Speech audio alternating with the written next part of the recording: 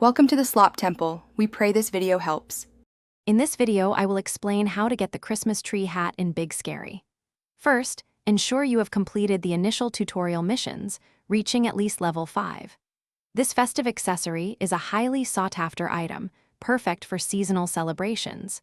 You'll need to prepare for a small quest, so gather any necessary supplies like health potions or speed boosts. This guide will walk you through each step, making the process straightforward and enjoyable. To begin your search, head towards the Whispering Woods area, specifically near the ancient frozen fountain. Look for a shimmering, slightly out-of-place snowdrift, which is usually located about 50 meters north of the fountain's base. This particular snowdrift hides a hidden entrance to a small, festive grotto.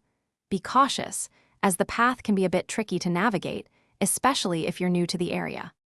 Once inside the grotto, you'll encounter a friendly, albeit grumpy, snowman NPC named Frosty.